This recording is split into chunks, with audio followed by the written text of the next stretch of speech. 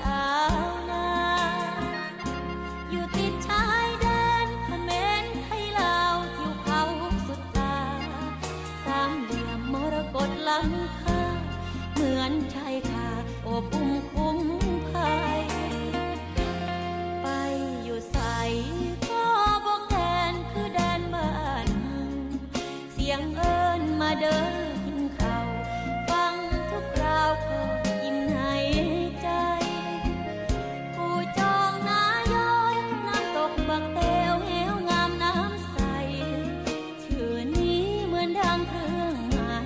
แต่หัวใจคนไทยบ้านเฮา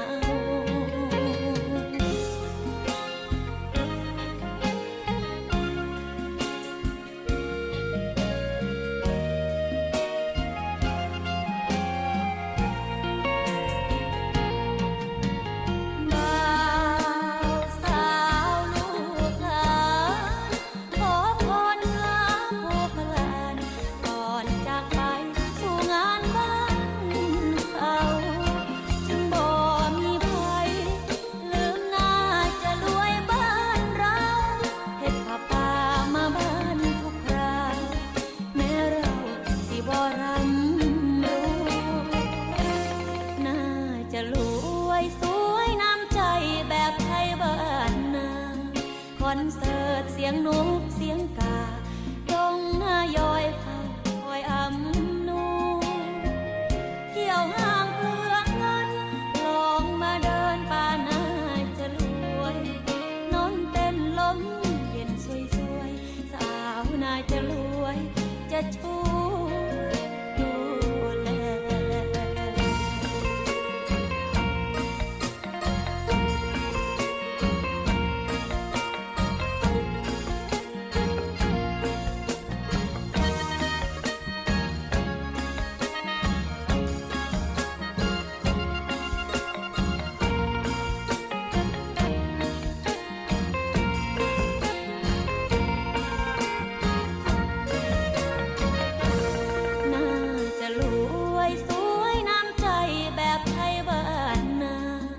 คอนเสิร์ตเสียงนกเสียงกา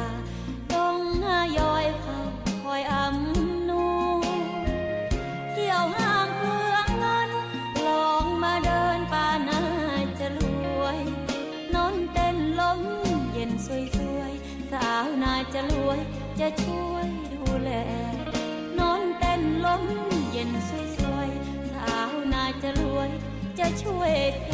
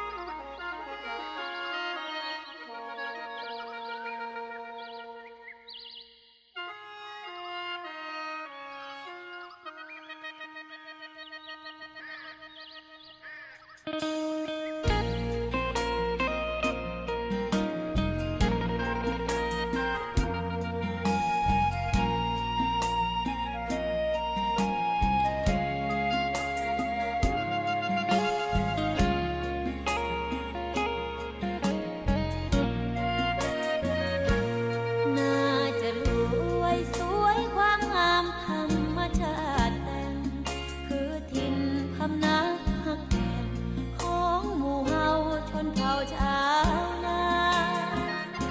อยู่ติดชายแดนเขมรไทยลาวทิวเขาสุดตาสามเหลี่ยมมรกตล้ำค่าเหมือนชายคาโอบอุ้มคุ้มภัยไปอยู่ใส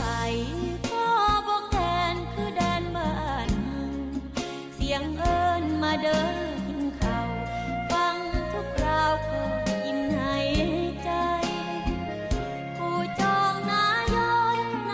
บักเตวเหวงามน้ำใสชื่อนี้เหมือนดังเครื่องหมายแต่หัวใจคนไทยบ้านเฮา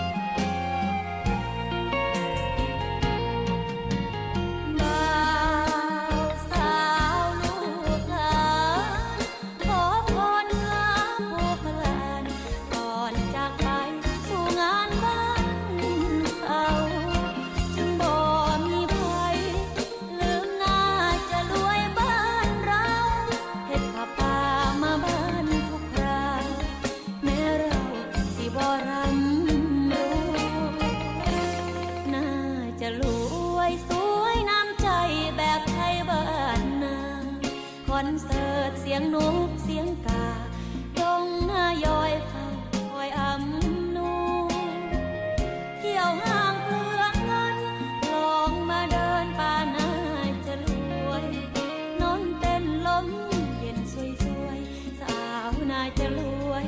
จะช่วยดูแล